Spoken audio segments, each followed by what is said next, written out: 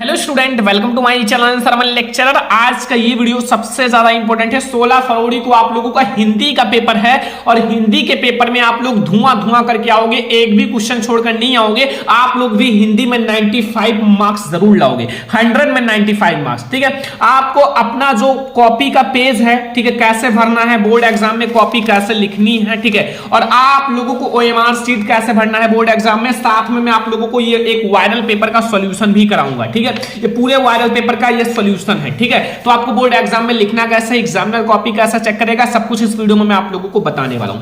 सबसे पहले आप लोगों को ऐसे, ठीक है, ऐसे ही आप लोगों को एक कॉपी दी जाएगी हाई स्कूल का, ठीक है, चाहे इंटरमीडिएट चाहे हाई स्कूल, सेम ही कॉपी रहेगा। ठीक है, अब आपको सबसे पहले क्या लिखना है, जो आप लोगों का साथी का अनुक्रमांक अंकों में। ठीक है, तो मान लो आपका अनुक्रमांक है 2 1 5 4 6 1 and 4 2 1। ठीक है, अब इसको आपको अनुक्रमांक को अंकों में, शब्दों में लिखना है। ठीक है, तो इसको आपको 2 लिखना है ना, 1 को 1, 5 को 5, 4 को 4, 6 को 6, 1, और आप लोगों का यहां आप लोग 1 लिख देना, फिर आप लोग 4 लिख देना, फिर 2 लिख देना, फिर 1 लिख देना। ठीक है, ऐसे आप लोगों को शब्दों में लिखना है, अंकों में, शब्दों में। इतना ही आपके पास ऑप्शन रहेगा, इतनी सारी चीजें लिखना है। फिर विषय आप लोग डाल देना हिंदी। ठीक है, प्रश्न पत्र केवल, फिर आप लोग प्रश्न पत्र अंकित संकेतांक, यहां आप लोगों का संकेतांक लिखना है जो आप लोगों के प्रश्न पत्र में रहेगा। जैसे 824 बीजे हमारे में है, तो मैंने 824 बीजे डाल दिया। ठीक है, परीक्षा का दिन सोमवार, कोई भी दिन हो वो आप लोग लिख देना, सोमवार, मंगलवार, बुधवार। परीक्षा तिथि पाली, जो भी आपका पाली हो और दिन हो। ठीक है, पहले तिथि 16 तारीख, दूसरा महीना 2023। ठीक है, और यहां हमारा प्रथम पाली है। केंद्र का नाम सरस्वती इंटर कॉलेज। ठीक है, और नीचे जो होगा वो कक्ष, जो आप लोगों का परीक्षा कक्ष, रूम नंबर रहेगा, और यहाँ साफ हस्ताक्षर रहेगा जो आपके रूम में रहेंगे टीचर। ठीक है, उनका। तो अब आप लोगों को OMR शीट कैसे भरनी है बच्चों, OMR शीट। ठीक है, तो आपके बोर्ड एग्जाम में 20 मार्क्स का ऑब्जेक्टिव आएगा सबसे पहले। तो 20 मार्क्स का ऑब्जेक्टिव सबसे पहले आएगा, तो देखो सबसे पहले ये हमारे पास है पेपर। ठीक है, ये हमारे पास है एक पेपर जो कि एक वायरल पेपर है, और ये हमारा है कक्षा 10 का। ठीक है, कक्षा 10 का हिंदी का, तो खंड आ रहेगा। ठीक है, खंड आ जो हमारा रहेगा वो पूर्णांक 70 नंबर का रहेगा पेपर। ठीक है, अब आपको OMR शीट कैसे भरना है बच्चों। सबसे पहले OMR शीट आप लोगों को दिया जाएगा। ठीक है, एंड यहां आप लोग देखो प्रारंभ की 15 मिनट साथी को प्रश्न पत्र पढ़ने के लिए दिया जाता है। खंड बा आ और बा में ये प्रश्न है, यानी कि 2 खंड में है। ठीक है, एंड प्रश्न पत्र खंड आ में सभी बहुविकल्पीय प्रश्न जिसका आंसर OMR शीट पर देना है। ठीक है, बाल पॉइंट पेन या आपको विकल्प को पूर्ण तरह से काला कर देना है। फिर 4 नंबर खंड आ बहुविकल्पीय है, प्रत्येक 1 नंबर का है। और 5वां खंड आ केवल 1 घंटे में करना है, खंड बा के लिए 2 घंटे हैं। ठीक है, तो अब आप लोग देखो ऑब्जेक्टिव क्वेश्चंस का आंसर कैसे दोगे। देखो बहुविकल्पीय प्रश्न, ठीक है, देखो पूर्णांक 20 नंबर का। देखो आपके पास ऑप्शन नंबर फर्स्ट है, क्वेश्चन नंबर फर्स्ट, बाबू गुलाब राय किस युग के लेखक हैं। बाबू गुलाब राय किस युग के लेखक हैं, भारतेंद्र युग, द्विवेदी युग, शुक्ल युग, शुक्लांतर युग। तो बच्चों बाबू गुलाब राय शुक्ल युग के लेखक हैं। अब आपके पास OMR शीट है, केवल ब्लैक या ब्लू पेन कहीं यूज करना है, तो OMR शीट सबसे पहले लेना है, और यहां आप लोगों का साथी का हस्ताक्षर कर देना, जैसे मैं यहां कर देता हूं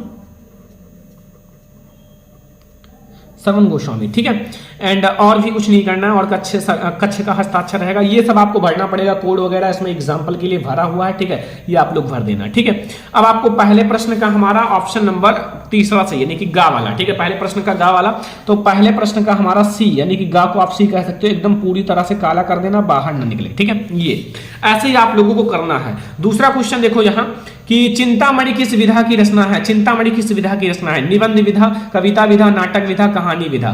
तो चिंतामणि हमारी किस विधा की रचना है, तो यह है निबंध विधा की। किस विधा की, निबंध विधा की। तो ऑप्शन नंबर ए जो है वो हमारा सही है। तो क्वेश्चन नंबर सेकंड का ऑप्शन नंबर ए जो है वो हमारा बिल्कुल सही है। ठीक है, समझ में आ रहा ना, ऐसे OMR शीट भरना है। गबन किसकी रचना है, गबन जो है मुंशी प्रेमचंद जी की रचना है। ऑप्शन नंबर ए हमारा, ऑप्शन नंबर फर्स्ट बिल्कुल सही है। तो गबन आपका क्वेश्चन नंबर 3 हमारा मुंशी प्रेमचंद जी की रचना है। ठीक है, ऐसे आप लोगों को OMR शीट का आंसर देना है 20 नंबर का ऑब्जेक्टिव का। ठीक है, तो मैं यहां पूरा ऑब्जेक्टिव भर देता हूं, और यहां फिर मैं आप लोगों को आगे समझाता हूं। क्वेश्चन नंबर जो हमारा 4 है वो कौन सा है कि शुक्ल युग की समय अवधि कब से कब तक है। तो आप लोग समझ लो शुक्ल युग की समय अवधि 1919 से 1938 तक है। दूसरा वाला ऑप्शन सही है। तो OMR शीट में आप लोग जो आप लोगों का 4 नंबर का बी वाला, ठीक है, ऐसे आप लोग 20 ऑब्जेक्टिव रहेगा, आप लोग सारे का कर देना। ठीक है, आपका जो ऑप्शन सही है उसको आप लोग लगा देना। ठीक है, अब मैं आप लोगों को पूरा आंसर बता देता हूं।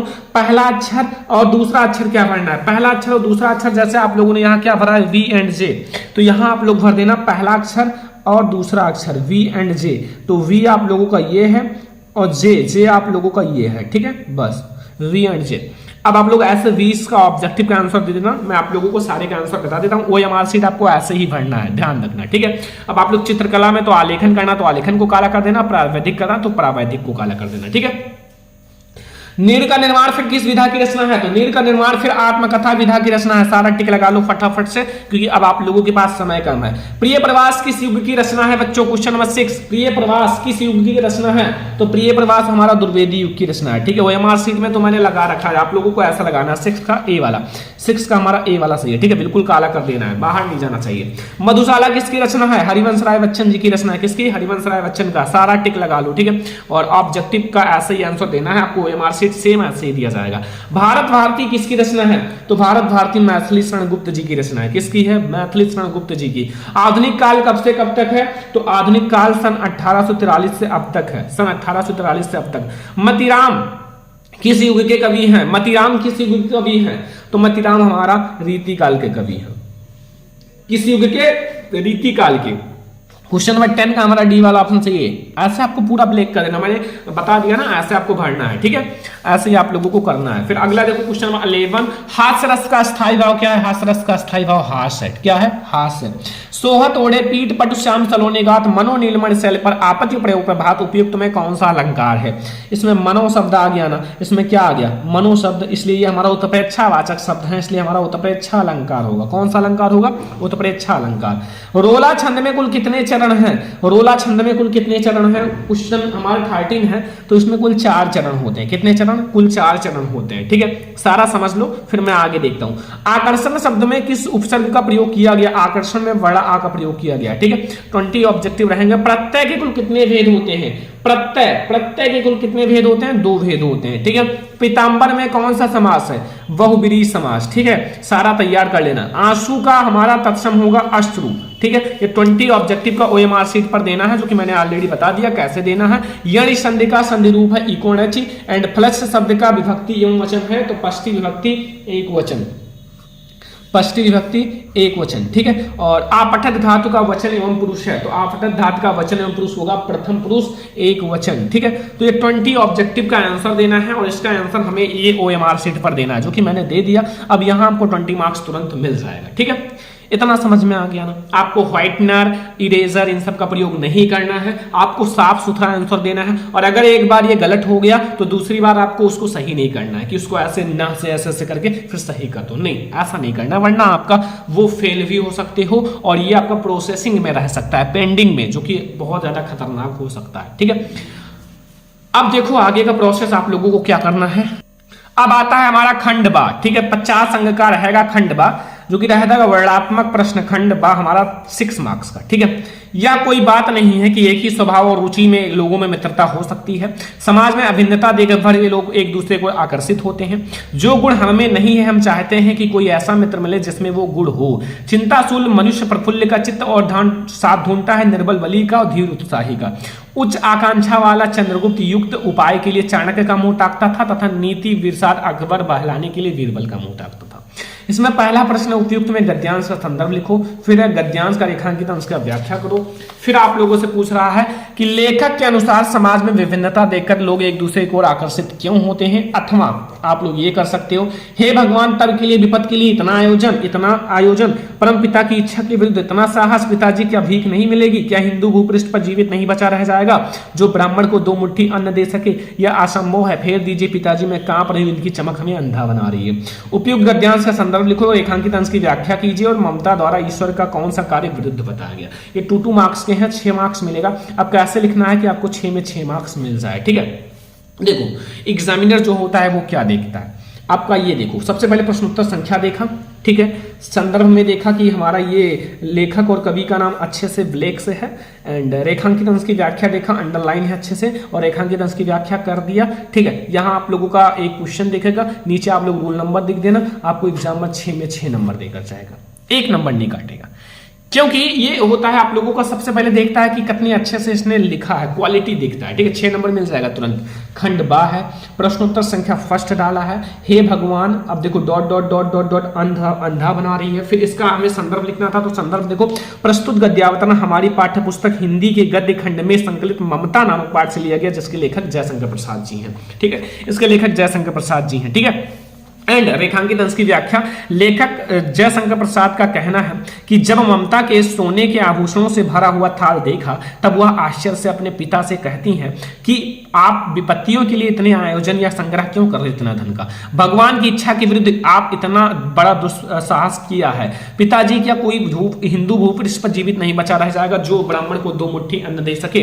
तो इतना ही हमें व्याख्या करना था और ये हो गया। ठीक है, अब ममता के द्वारा किस कार्य को ईश्वर के विरुद्ध बताया गया है? तो अपने पिता के द्वारा शेरशाह से उत्कोच में लिए गए स्वर्ण के सिक्के को परम पिता के इच्छा के विरुद्ध बताया गया। इतना लिखोगे 6 में 6 नंबर मिलेगा, कोई नहीं रोक सकता, ये मैं गारंटी ले रहा हूं। ठीक है, अब अगला क्वेश्चन आप लोगों से पूछ रहा है पद्यांश। ठीक है, देखो दिए गए पद्यांश पर आप लोगों को 3 उत्तर लिखना है। ठीक है, चरण कमल बंदो हरिराई, जाकी कृपा, पंग गुड़ लंगे अंधे को सब कुछ दर्शाई, बहिरो सुने गूंगे पुल बने, रंग चले सिर सतराई, सूरदास स्वामी करनाए, बार बार बंदो थी पाई। ठीक है, अब उपयुक्त पद्यांश का संदर्भ लिखिए, रेखांकित अंश की व्याख्या कीजिए, पंक्ति में कौन सा अलंकार है, उपयुक्त पंक्ति में कौन सा अलंकार है। चलो हम लोग इसको भी देखते हैं, अगर आपको ये नहीं आता तो इसको कर सकते हो। सुनी सुंदर बैन सुधारक सानी सयानी है, जानकी झली जानी भली, तिरछे कर नैन देसैन समझाई, कछ मुस्काए चली, तुलसी थे अवसर सोहे राहे, अवलोकत लोचन लाह, अली अनुराग तराग में, भान उदय विकसी मन मंजुल कंचकली। तो हम लोग इसको देखेंगे और कैसे करना है, कैसे लिखना है बोर्ड एग्जाम में वो बताते हैं।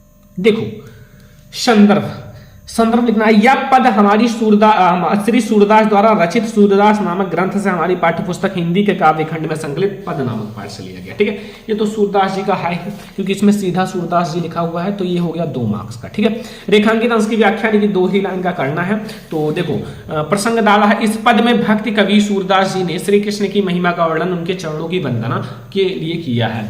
फिर उपयुक्त का आप लोगों को हो गया रेखांकित अंश की व्याख्या। देखो सूरदास जी कहते हैं कि मैं उस ईश्वर यानी कि भगवान कृष्ण के कमल रूपी चरणों की वंदना करता हूं, जिसकी कृपा से बहरा व्यक्ति बोलने लगता है और निर्धन व्यक्ति सिर पर छत्र धारण कर लेता है। ठीक है, अब आप लोगों से एक पूछेगा उपयुक्त में कौन सा अलंकार है। देखो बच्चा, अगर आप ऐसे छोड़कर आओगे ना तो आपको 2 नंबर कट जाएगा। ठीक है, तो छोड़कर नहीं आना, आप लोग लिख कर आना। वैसे यहाँ आपको 4 ही नंबर मिलेगा क्योंकि यहाँ नहीं लिखा है। ठीक है, तो आप लोग लिख दोगे 6 में 6 मिल जाएगा। ठीक है, ध्यान रखना।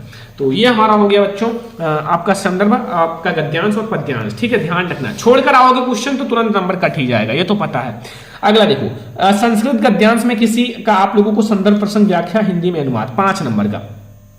आशा नगरी भारतीय संस्कृति भाषायाम केंद्रम स्थलीयति एत एवं संस्कृत भाषायाम संस्कृते आलोका सर्वत्र प्रसिद्धा, मुगल राजा युवराजा दाराशिको आग्रहण भारतीय दर्शन शास्त्रम अध्ययनम क्रोध एंड सतेनम ज्ञानम तथा प्रभाविता अभवत यत तेन उपनिषद अनुवादम फारसी भाषायाम करिता। ठीक है, ये आप लोगों का है 5 मार्क्स का। अब आपको कैसे लिखना है वो देखते हैं। सबसे पहले एग्जामिनर यही देखता है कि आपने ये पॉइंट किया कि नहीं, पहले प्रश्नोत्तर संख्या डाल दिया, बहुत अच्छा किया। ये तो एग्जामिनर सबसे पहले देखता है। ठीक है, आपने 3 नंबर डाला तुरंत 3 पे आएगा, हाँ भैया ये वाला है। ठीक है, फिर आपको एक दिखता है ऐसा नगरी डॉट डॉट डॉट करके आपने ये डाला है, बस ये 2 पॉइंट मेन है, ये कॉमन पॉइंट है, कॉमन सेंस वाले टॉपर बच्चे ही लगाते हैं। ठीक है, फिर संदर्भ, प्रस्तुत गद्यांश हमारी पाठ्य पुस्तक हिंदी के संस्कृत खंड के वाराणसी पाठ से लिया गया। किस पाठ से है? वाराणसी पाठ से, तो ये हो गया। फिर प्रसंग देखेगा, इस गद्यांश में वाराणसी की ऐतिहासिकता तथा अवस्थिति के बारे में बताया गया है। फिर व्याख्या, यह नगरी भारतीय संस्कृति और संस्कृत भाषा का केंद्र स्थली है। ऐसा नगरी भारतीय संस्कृति संस्कृत भाषा में केंद्र स्थली अस्ति। ठीक है, एंड यहीं से संस्कृत साहित्य और संस्कृत का प्रकाश सभी जगह फैला है। मुगल युवराज दाराशिकों ने यहां आकर भारतीय दर्शन शास्त्रों का अध्ययन किया था। वह उनके ज्ञान से इतना प्रभावित हुआ था कि अपने उपनिषद का अनुवाद फारसी भाषा में किया। बहुत अच्छा, अगर ऐसे आपने लिख दिया तो 5 में 5 कोई नहीं रोक सकता, ये ध्यान रखना। हिंदी में राइटिंग मेन है, राइटिंग इतनी अच्छी होगी तो फिर आप लोगों को नंबर मिल ही जाएगा, ये ध्यान रखना। ठीक है, अगर आपको ये नहीं आता तो इसको कर देना, कोई भी एक करना है भाई, एक करना है बोर्ड एग्जाम में, और अगर आपने कर दिया तो 5 में 5 आपको मिल जाएगा। ठीक है, नंबर आपके अगर निबंध छोटा लिखोगे तो 1 नंबर कट सकता है, और थोड़ा सा नंबर आपका हो सकता है जीवन परिचय में कट जाए, आधा नंबर बस। अगर आपने सही से लिखा है तो नहीं कटेगा, लेकिन अगर आपने थोड़ा सा कम लिखा है, रचनाएं नहीं लिखी हैं तो कट जाएगा। ठीक है, फिर आपका संस्कृत का पद्यांश देखो, दिए गए संस्कृत पद्यांश में से किसी एक का आपको अनुवाद और अच्छे से करना है, 5 मार्क्स। देखो, मानवता हितः प्रियो भवति क्रोधम हित्वा न सोचति किम हित्वाम भवति लोभम हित्वाम सुख भवेत्, ये आपको करना है। या फिर सर्वे भवन्तु सुखिनः सर्वे सन्तु निरामयाः सर्वे भद्राणि पश्यन्तु मा कश्चित् दुर्भागः भवेत्, इसको कर सकते हो। तो कोई एक करना है, तो चलो मैं आपको बताता हूं कैसे करना है, ठीक है। देखो बच्चों, यहां ध्यान से, यहां देखो, इसमें मुझे करना है 5 मार्क्स के लिए। और सबसे पहले हम लोग देखेंगे प्रश्नोत्तर संख्या 4, बहुत अच्छा, ये तो डालना जरूरी है। प्रश्नोत्तर संख्या 4 डाल दिया, ठीक है। फिर सर्वे भवन्तु, 2 अक्षर सामने का 2 अक्षर पीछे का, दुर्भागा भवेत्, बहुत अच्छा। संदर्भ देखो, प्रस्तुत श्लोक हमारी पाठ्यपुस्तक हिंदी के संस्कृत खंड के भारतीय संस्कृति पाठ से लिया गया है, ठीक है। प्रसंग है, प्रस्तुत श्लोक में भारतीय की मूल भावना पर प्रकाश डाला गया है, जो भारतीय लोग हैं उनकी मूल भावना पर प्रकाश डाला गया है। अनुवाद देखो, जब सुखी हूं, सब सुखी हूं, सब रोग रहित हो, सब कल्याण को देखें अर्थात सभी का कल्याण हो, और कोई भी दुखी का भागी ना हो अर्थात कोई भी दुख का भागी ना हो। 5 में 5 आपको कोई नहीं रोक सकता, ये ध्यान रखना, ठीक है। आज से लिखना भाई, मैं आपको रिक्वेस्ट कर रहा हूं, आपको ये भी बता दे रहा हूं कैसे लिखना है, कैसे आपका एग्जामिनर नंबर चेक करता है। बहुत जल्दी एग्जामिनर चेक करता है, उसको पैसे मिलते हैं कॉपी चेक करने की, वो जल्दी जल्दी चेक करता है, इतना अच्छे से नहीं देखता। मैं तो इतना अच्छे से देख रहा हूं, ठीक है। और आप लोग अपनी तरफ से अच्छे से लिखने की कोशिश करना, फिर आपका नंबर भर भर के मिलेगा, ठीक है। देखो अगला, अपने पठित खंड काव्य के आधार पर निम्नलिखित प्रश्नों का उत्तर दीजिए, 3 नंबर का। मुक्ति दूत का लिखो, या ज्योति जवाहर खंड काव्य, या मेवाड़ केसरी, कोई भी लिखो आपके जिले में जो आता है, या फिर अग्र पूजा, या फिर जय सुभाष, या फिर मातृभूमि खंड काव्य, या कर्ण खंड काव्य, या कर्णवीर, या तुमुल खंड काव्य, जो आपको आपके राज्य में आता है। तो हमारे इधर भैया ज्योति जवाहर खंड काव्य आता है, तो मैं आपको बता देता हूँ, इसी के आधार पर आपको लिखना है। तो मैं आप लोगों को बता देता हूँ कैसे लिखना है, कैसे आप लोगों को फुल मार्क्स मिलेगा। ये कितने नंबर का है? 3 नंबर का है, यानी कि 3 नंबर आपको मिल जाएगा अगर आपने अच्छे से लिखा है तो। सबसे पहले बच्चा प्रश्नोत्तर संख्या जरूर डाल देना। प्रश्नोत्तर संख्या हमारा कौन सा है? 5 नंबर ना, 5 नंबर प्रश्नोत्तर संख्या है, 5। हाँ, प्रश्नोत्तर संख्या 5, ज्योति जवाहर खंड काव्य के आधार पर जवाहरलाल नेहरू का चरित्र चित्रण कीजिए, ठीक है। तो चलो ठीक है, आपने प्रश्न डाल दिया, कौन सा आधार पर, हाँ ये जरूर लिख देना। मान लो आप ये वाला कर रहे हो तो सेकंड वाला डाल देना, या फिर 5 का सेकंड डाल देना, या फिर आप क्वेश्चन ही लिख देना जैसे मैंने लिखा है, तो अच्छा रहेगा, ठीक है। ये चीज मेन है, ठीक है, ये ध्यान रखना। अब आगे देखते हैं।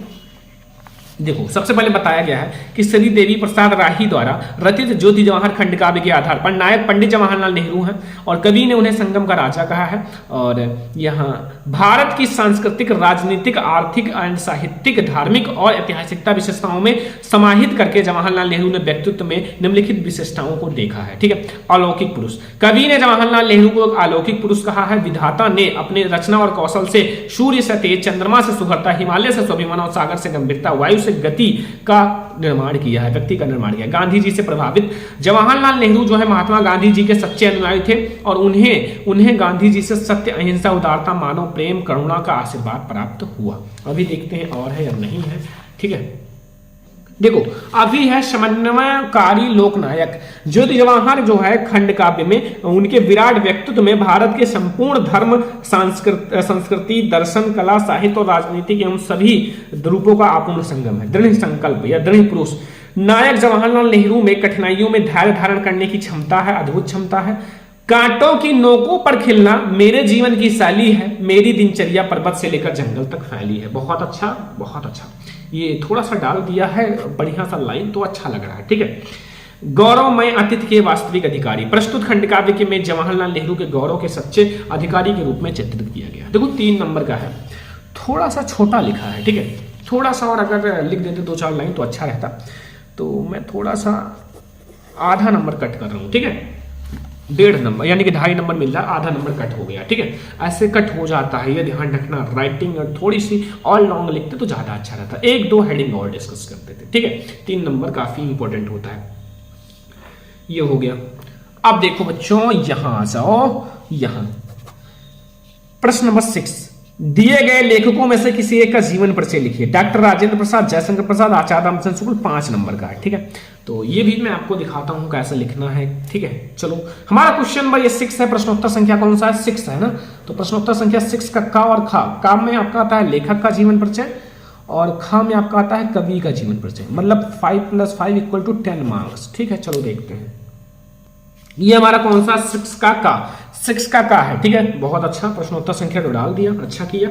और फिर अगला देखो, दूसरा नंबर है ना, दूसरा जयशंकर प्रसाद, जीवन परिचय। जयशंकर प्रसाद जी का जन्म सन 1889 ईस्वी में काशी के प्रसिद्ध सोहनी साहू परिवार में हुआ था। ये मेन है, बहुत अच्छा, इसको हाईलाइट कर दिया गया। इसके पिता का नाम बाबू देवी प्रसाद था, ठीक है। एंड प्रतिष्ठित और धन्यष्ट व्यक्ति थे।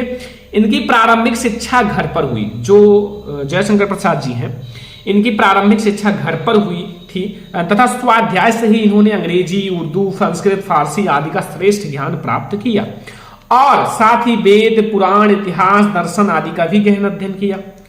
माता पिता तथा बड़े भाई की मृत्यु हो जाने से इनके ऊपर विपत्तियों का पहाड़ यानी कि टूट पड़ा और व्यवसाय का परिवार जो उत्तरदायित्व संभाला ही था कि युवा अवस्था के में भाभी और एक के बाद दूसरी पत्नी की भी मृत्यु हो गई, ठीक है। तो इसके लिए विपत्तियों का पहाड़ टूट पड़ा। इनकी प्रारंभिक शिक्षा जो इनकी परिवार है ऋण की बोझ से दब गया। इनको विषम परिस्थितियों का संघर्ष करना पड़ा और साहित्य की सेवा में लगे रहे। अंततः ये भी क्षय रोग से शिकार हो गए और 14 नवंबर सन 1937 में केवल 48 वर्ष की उम्र में संसार से विदा हो गए। रचनाएं भी लिख रखा है, चंद्रगुप्त, स्कंदगुप्त, ध्रुव स्वामी, कामायनी, झरना, बहुत अच्छा। भाई 5 नंबर का एक क्वेश्चन है, 5 नंबर का। तो इसमें थोड़ी सी कमी किया गया, जो कि बोर्ड एग्जाम ने बताया है फ्लो चार्ट थोड़ा सा बना दिया करो, बगल में आप संक्षिप्त जीवन परिचय लिख दिया करो, यहाँ ऐसा संक्षिप्त जीवन परिचय तो ज़्यादा अच्छा रहेगा, ठीक है। तो ये हमारा है 5 नंबर का, तो इसको मैं 4.5 नंबर दूंगा, ठीक है। आधा नंबर कट जाएगा। इसमें थोड़ा सा और अगर सिलेक्ट कर देती है संक्षिप्त जीवन परिचय, थोड़ा सा और लॉन्ग लिख देता तो बहुत अच्छा रहता, एकदम फर्स्ट क्लास, ठीक है। अगला देखो, दिए गए कवियों में से किसी एक का जीवन परिचय और रचना लिखिए। देखो आप लोग अगर इतना ही लिख कर आओगे कोई दिक्कत नहीं, अरे भाई आपका 95 बन जाएगा नंबर, ठीक है, 98 तक बन सकता है। निबंध में जीवन परिचय में 1-1 नंबर कटेगा और किसी में नहीं कटता है। ऑब्जेक्टिव में तो आपको 20 में 20 मिल ही जाएगा और सब में तो मिल ही जाएगा, केवल इसमें थोड़ा सा कटने का चांस होता है। अगर आपने अच्छे से लिखा तो वो भी नहीं कटेगा, ये ध्यान रखना, ठीक है। तो अब हम लोग कवि का जीवन परिचय देखते हैं। देखो इसमें हम लोग किसके कवि का बात कर रहे हैं, गोस्वामी तुलसीदास जी का लिखा है। तो गोस्वामी तुलसीदास जी इंपॉर्टेंट है, बहुत ज्यादा इंपॉर्टेंट है। तो प्रश्नोत्तर संख्या 6 का खा तुलसीदास, बहुत अच्छा। देखो गोस्वामी तुलसीदास जी का जन्म सन 1532 ईस्वी में, संवत 1589 ईस्वी में बांदा जिले का राजापुर गांव में माना जाता है। कुछ विद्वान इनका जन्म एटा जिले के सोरो नामक स्थान पर मानते हैं, ठीक है। इनके पिता का नाम आत्माराम दुबे एवं माता का नाम हुलसी था और इनका जन्म जो है अभुक्त मूल नक्षत्र में होने के कारण इनके माता पिता ने इन्हें बाल्यावस्था में ही त्याग दिया था। इनको बचपन में अनेक कष्टों का सामना करना पड़ा। इनका पालन पोषण प्रसिद्ध संत नरिहर दास ने किया और ज्ञान एवं भक्ति की शिक्षा प्रदान किया। तुलसीदास वेद, वेदांग, दर्शन, इतिहास, पुराण आदि में निपुण हो गए थे और इनका विवाह पंडित दीनदयाल बंधु पाठक की पुत्री रत्नावली से हुआ था और अपनी पत्नी से अत्यधिक प्रेम था। उनको अत्यधिक अपनी पत्नी से प्रेम था, लेकिन पत्नी की डांट के कारण तुलसीदास जी सांसारिक मोह माया को त्याग दिया, व्यक्त कर दिया और श्री राम भक्ति भाव जागृत हो उठा और 1574 में इन्होंने सर्वश्रेष्ठ महाकाव्य रामचरितमानस की रचना की और इनकी मृत्यु 1623 ईस्वी में और संवत अगर बात की जाए तो 1680 ईस्वी में लगभग हुआ। रचनाएं भी लिखना दोहावली, कवितावली, रामचरितमानस। बात वही अगर थोड़ा सा फ्लो चार्ट बन जाता तो अच्छा रहता। ये भी 4.5 नंबर, ठीक है। ये समझ में आ गया ना कवि और लेखक का जीवन परिचय। मैंने बताया जो कमी है वो बता दिया अभी ही, ठीक है। अब आगे आता है बच्चों, आगे हमारा है 7 नंबर क्वेश्चन कि अपनी पाठ्य पुस्तक में से कंठस्थ कोई श्लोक लिखो 2 नंबर का। कोई एक श्लोक लिखना है, आपको 2 नंबर मिल जाएगा, ठीक है। तो श्लोक आप लोगों को लिखना है, चलो देखते हैं। श्लोक देख लो, प्रश्नोत्तर संख्या 7 है ना, 7 है, चलो ठीक है। वंदनम मरणम यप जयो यप पराजय उभयत्र समो वीरा वीर भाव ही वीरता। 2 में 2, कोई दिक्कत नहीं, बहुत अच्छा लिखा है, ठीक है। 8 नंबर क्वेश्चन में क्या पूछ रहा है बच्चों, निम्नलिखित में से किन्हीं 2 का संस्कृत में उत्तर देना। 4 नंबर, भारतीय संस्कृति मूलम किमस्त पुरुराजा काशी चंद्रशेखर काशी वीरा केन पूजते। कौन कौन सा किया है, 2 करना है।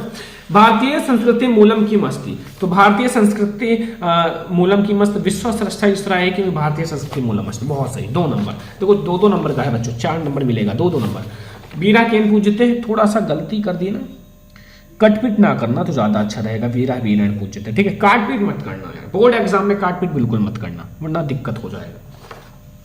अगला देखो, निम्नलिखित में से किसी एक विषय पर निबंध लिखो 9 नंबर का। अब निबंध में कैसे मिलेगा, पर्यावरण संरक्षण उपाय, आतंकवाद कारण एवं निवारण, जनसंख्या वृद्धि के लाभ एवं हानि, नारी सशक्तिकरण। नारी सशक्तिकरण तो किस पर लिखना है बच्चों, हम लोग लिखेंगे आतंकवाद के कारण तथा निवारण पर, देखते हैं, ठीक है।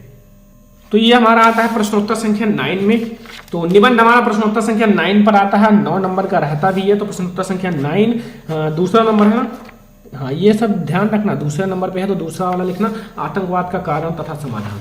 रूपरेखा, सबसे पहले प्रस्तावना बहुत सही, फिर आतंकवाद का अर्थ, आतंकवाद एक विश्वव्यापी समस्या, भारत में आतंकवाद, आतंकवाद का समाधान, उपसंहार, बहुत अच्छा, ये लिखना जरूरी है। रूपरेखा बहुत ज्यादा इंपॉर्टेंट होता है। देखो रूपरेखा से एग्जामिनर को पता चल जाता है कि बच्चे ने कौन कौन सा हेडिंग, कौन कौन सा टॉपिक डिस्कस किया है, तो इससे आपका एग्जामिनर को कॉपी चेक करने में बहुत ज्यादा आसानी होती है। ठीक है, ये ध्यान रखना। तो प्रस्तावना, मनुष्य जो है भय से निष्क्रिय और पलायनवादी बन जाता है, इसलिए लोगों में भय उत्पन्न करके कुछ असामाजिक तत्व जो है अपने निज स्वार्थ की पूर्ति करने का प्रयास करने लगते हैं। इस कार्य के लिए हिंसात्मक साधनों का प्रयोग करते हैं। ऐसी स्थितियां ही आतंकवाद का आधार है। आतंक फैलाने वाले आतंकवादी कहलाते हैं। आतंकवाद का अर्थ, आतंक धनवाद से बने इस शब्द का अर्थ सामान्य अर्थ है आतंक का सिद्धांत। यह अंग्रेजी के तर्जुम शब्द से हिंदी रूपांतरण है और आतंक का अर्थ है डर, पीड़ा तथा आशंका। ठीक है, अब हम लोग देखते हैं अगला हेडिंग। अगला हेडिंग है कि आतंकवाद जो है वो एक विश्वव्यापी समस्या है। आतंकवाद लगभग समस्त विश्व में आतंकवादी सक्रिय हैं। ये आतंकवादी समस्त विश्व में राजनीतिक स्वार्थों की पूर्ति के लिए सार्वजनिक हिंसा और हत्याओं का सहारा ले रहे हैं। भौतिक दृष्टि से विकसित देशों में तो आतंकवाद की ही इस प्रवृत्ति ने विकराल रूप ले लिया है। किसी देश द्वारा अन्य देशों में आतंकवादी गुटों ने समर्थन देने की घटनाएं बढ़ेगी। राजनीतिकों की हत्याएं, विमान अपहरण की समर्थन देने की घटनाएं बढ़ेगी। रासायनिक हथियारों के प्रयोग में तेज होगा। आतंकवाद का अर्थ देखो, स्वाधीनता के पश्चात भारत के विभिन्न भागों में आते हैं। आतंकवादी संगठन द्वारा आतंकवादी हिंसा फैलाई गई और इन्होंने बड़े बड़े सरकारी अधिकारियों को मौत के घाट उतार दिया। ठीक है, एंड भारत के पूर्वी तट नागालैंड, मिजोरम, मणिपुर, त्रिपुरा, मेघालय एंड अरुणाचल प्रदेश, असम में अनेक बार उग्र आतंकवादी जो है हिंसा फैली हुई। कश्मीर, जो कश्मीर घाटी में भी पाकिस्तानी द्वारा प्रेरित आतंकवादियों पर जो राष्ट्रीय पर्व है 26 जनवरी, 15 अगस्त, 2 अक्टूबर पर भयानक हत्याकांड का अस्तित्व ठहराया। ठीक है, अभी हमारे और भी हेडिंग्स हैं। आतंकवाद का समाधान, भारत में विषमतम स्थिति तक पहुंचे आतंकवाद के समाधान पर संपूर्ण देश के विचारकों और चिंतकों ने अनेक सुझाव रखे, किंतु यह समस्या अभी भी अनसुलझी है। इस समस्या का समाधान राजनीतिक दलों की गतिविधियों में परिवर्तन हो, दूसरे सीमा से पार प्रशिक्षित आतंकवादियों के प्रवेश और वहां से भेजे जाने वाले हथियारों और विस्फोटक पदार्थों पर कड़ी चौकसी होगी, और तीसरे आतंकवाद को महिमा मंडित करने वाली जो हमारी युवकों की मानसिकता जो है बदलने की सुधार की जाए। उपसंहार, यह एक विडंबना है कि महावीर बुद्ध, गुरु नानक और महात्मा गांधी जैसे महापुरुष की जन्मभूमि पिछले दशकों से अधिक अशांत हो गई है। ठीक है, भारत के विभिन्न भागों में भी आतंकवादी गतिविधियों ने देश की एकता और अखंडता के लिए संकट उत्पन्न कर दिया। आतंकवाद का समूल नाश ही इस समस्या का समाधान है और भारत जो है सरकार एक नया आतंकवादी निरोधक बनाना चाहिए। बहुत अच्छा लिखा है। तो ये हमारा है 9 नंबर का। तो इसमें आप लोगों को थोड़ा सा फुल मार्क्स देखो निबंध में मिलना आसान नहीं होता, तो 8.5 नंबर मिलेगा। 9 नंबर में आधा नंबर कम। ठीक है, तो ये है हमारा, ऐसे बोर्ड एग्जाम में आपको लिखना है, ऐसे आपको नंबर मिलेगा। और आई होप कि आपको ये बहुत ज़्यादा पसंद आया होगा। बहुत ज़्यादा मेहनत किया गया, इस कॉपी को लिखने में 3 दिन लगा है। ठीक है, अब आप लोग सोच सकते हो कितना मेहनत किया जा रहा है आप लोगों के लिए। तो आज के इस वीडियो को सारे बच्चे लाइक करना, शेयर करना, अगर चैनल पे ना तो सब्सक्राइब कर लेना। ठीक है, हम लोग ऐसे ही बहुत सारी वीडियोस लाएंगे ताकि आप लोग हर एक चीज को समझ पाओ। ठीक है, हर एक टॉपिक को समझ पाओ। बोर्ड एग्जाम में कॉपी कैसे लिखा जाता है, कैसे चेक होता है, मॉडल पेपर कैसे आएगा, OMR शीट कैसे भरनी है, बोर्ड एग्जाम का फर्स्ट पेज कैसे भरना है, सब कुछ मैंने बता दिया। तो आज के इस वीडियो को सारे बच्चे लाइक करना, शेयर करना, चैनल पे ना सब्सक्राइब कर लेना। हम लोग मिलेंगे नेक्स्ट इंपॉर्टेंट वीडियो में, तब तक के लिए धन्यवाद।